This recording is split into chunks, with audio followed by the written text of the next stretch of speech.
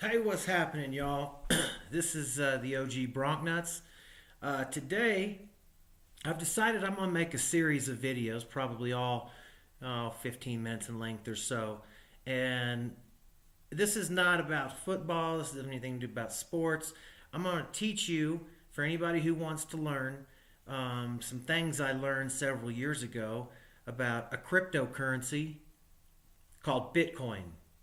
Now, some of you may have heard of Bitcoin, and there's a lot of false information out there. And I'm going to explain to you what Bitcoin is in layman's terms, help you understand why this is valuable, why this is something that you should investigate for the future, show you how to get started, what websites to go to, exactly what the protocol and process is, and then how to trade and leverage that Bitcoin to either earn more dollars or more Bitcoins. I'm going to take you to an exchange, show you how to get logged on, show you how things work in there, and teach you, hopefully, not to make all the mistakes that I made. Now, how I got started in Bitcoin actually was from my mother. Thank you, Mom.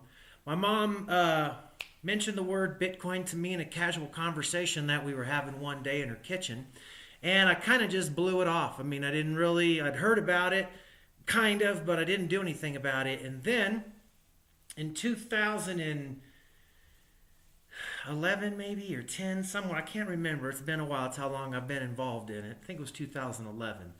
I was at home watching Fox Business. It was December 28th, and they were going through all the winners and losers of that year. At the end of the thing, they said, and the number one hashtag word trending this year was Bitcoin. So I immediately went to my computer, did all kinds of research, Googled the word, and there wasn't a lot available about Bitcoin. At the time, Bitcoin was $8. And there wasn't very much noise about it, which, by the way, it was $8. Today's Bitcoin, as of right now, is $1,070. So I'm going to tell you a story of what happened to me along there. It's going to be a very entertaining story, and teach you about it and show you how to do this. And hopefully you can make a decision on whether you want to get involved in this or not. Now, keep in mind, this is not multi-level marketing. I have no financial gain here. I'm just sharing free information with you. So you can either disregard this and not watch it, or you can learn something here today that has made the OG Broncnutz a very, very, very good return. Now, Bitcoin is a cryptocurrency. And when I say cryptocurrency, it is a real currency. So people say, "Oh, that Bitcoin, you're involved in that funny internet money stuff. That's not real money." Yes, it is real money. Let me tell you what you can buy with a Bitcoin right this very second. You can buy an airplane. You can buy a submarine. You can buy a Ferrari. You can buy any kind of watch you want, a house, property overseas, diapers.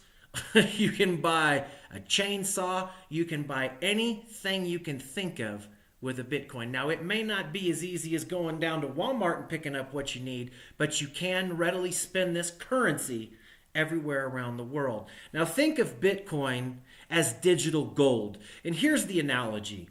Back in the days when gold was very first discovered, somebody was walking along a creek bed, and they looked down and they saw something shiny in the water, and it happened to be a piece of gold. And they picked it up, right? I mean, let's just say up in the hills here in Cripple Creek in Colorado, it's a big gold mine not too far from where I live. And when they first discovered gold there, well, then everybody knew, so it was a big gold rush. They did the same thing in California, and gold was easy to get, right? I mean, you could mine it, you could pan it, there was nuggets, and now it's just gold dust that you're finding. You got to work so much harder for the gold. And because all the easy gold is gone, and the price of gold went up because easy gold has already been found. And now in today's world, to find gold, I mean, y'all have seen the shows. They got to fly big machinery into very remote locations, sometimes in Alaska or wherever it is, and then bring in machinery to fix that machinery when it breaks, because it's going to, and then hire expensive labor and move just tons and tons and tons of earth, sift it down to find a little bit of gold. That's why the price of gold has skyrocketed. Now, the price of gold isn't where it is supposed to be today. It's because it's being manipulated, and that's a whole another conversation that we're not even going to have. This is about Bitcoin. But Bitcoin is similar in the fact that it is a limited currency. Like gold, it's not a renewable energy or resource. I mean, there is where it is. It may get more expensive and harder to find, but it's there. Bitcoin is a computer algorithm that was written by a guy named Satoshi Nakamoto. Now, nobody really knows who Satoshi Nakamoto is. He's never revealed himself. There's been speculation, but the reality is that this Satoshi Nakamoto guy wrote a white paper, which is simply a computer algorithm that uses open source code. Now, open source code was developed by the United States Army, I believe, and it's never been hacked. It's never been hacked, and the reason why it's never been hacked is a technology that Bitcoin uses is called blockchain technology. And miners, and I'll explain what that means here in a minute, who create the security of this network are using their computing power in mining pools to create the security of the network. So, here's how it relates to gold. The computer algorithm for Bitcoin says that there are going to be 21 million Bitcoins. There's never going to be any more, and there's never going to be any less. It's impossible. It is what it is, and it is written in the code. Since it's open source, anyone can go view it, but there's no computer in the world ever been invented that can hack it yet. But as of now, it is what it is. The military's using it as well. Now, 21 million Bitcoins. Well, are they in a pile somewhere? I mean, does somebody have them? Where do you buy them? No. How Bitcoin works is the coins themselves have to be mined. They have to be mined by supercomputers that computer's only job is to solve complex math algorithms efficiently. It's not designed to surf the internet, or it's only designed to do this. They're very expensive to build. The Chinese are building them. They are very expensive to run. They're not just regular on your electric bill. Apparently, you have to have big fans and cooling systems because these computers get extremely hot and they melt actually trying to solve these complex math problems. Now, think of the problem as a puzzle. And when I give you a puzzle that only has, let's say, 15 pieces, you're going to put it together really fast. And then I give you a puzzle that's 50 pieces and 100 pieces and 500 and 5,000. You get the idea. It takes longer. You need more help, right? That's similar to how Bitcoin mining works. So a miner hooks up into a network, and what the miner is trying to do is use his computing power to solve the math problem. And if he's successful in doing that, the blockchain, which think of it as almost like a double helix with a bunch of blocks hooked to it.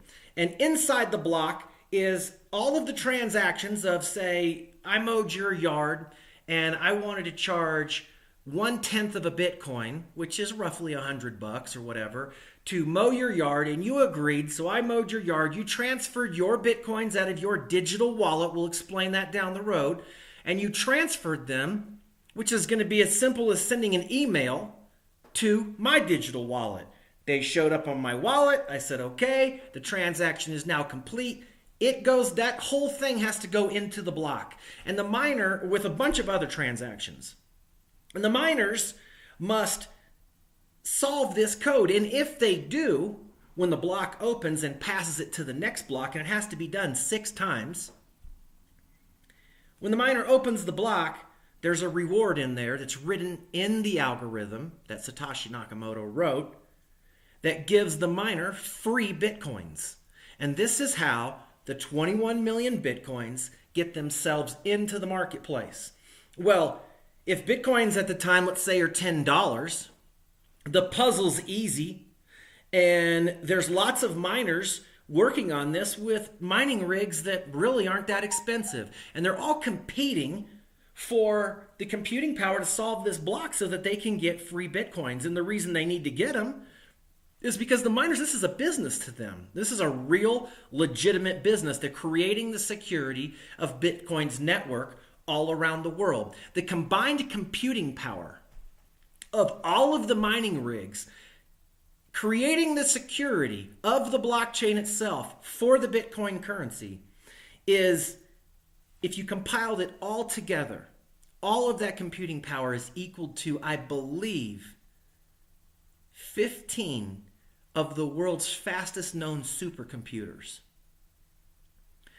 This is why it's tough for a government to come up with their own cryptocurrency, because it requires this kind of collaborative effort of computing power. So the blocks get released. Now, back in the day when Bitcoin first started, it was 1/10 of 1 penny. That's how much you could buy one for. And the very first significant thing that was ever bought with a Bitcoin was a pizza. And I believe it was 10,000 Bitcoins at the time for that pizza, which probably roughly translated into 15 or 20 bucks, or whatever the pizza cost. 10,000 Bitcoins today at $1,000, I mean, millions, right? $10 million, I mean, you can do the math.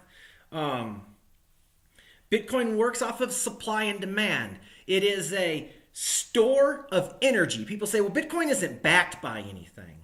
Well, gold isn't backed by anything. But what gold is a store of energy, right? It's a store of that labor and of the oil that was used to make the diesel fuel and the manpower that it took of just getting things done.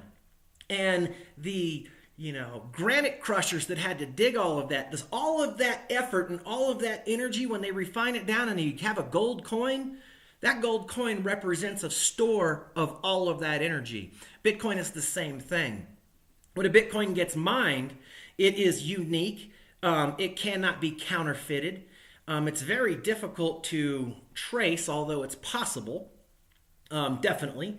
And its inherent value is only really in the store of the energy of the computing power that it took to get it. And there's people all over the world mining Bitcoins 24 hours a day, 365, and competing for those blocks. Now, also written in the Bitcoin algorithm is I don't know what you call it, or a rule, or I'm not a computer genius. I barely know how to turn one of these things on. But I understand Bitcoin, and I think I can give it to y'all in just the layman's terms, right? Without getting technical. I mean, you can know how to drive a car, but you don't necessarily have to know how the car works to drive the car. I'm going to give you enough background for you to understand so that it can make sense. So you kind of got an idea of what Bitcoin is and how miners have to get the blocks released. And in the code is written what's called a block halving. Now, I believe it's every 2 years that the reward inside the block, it gets cut in half. So now the supply of the market gets cut. Now, once a Bitcoin is mined, what's the miner do with it? Well, they need to sell it. They need to sell their effort for cash, because they're going to have a big bill from the electric company to run these high-powered, expensive mining rigs, and it's not cheap.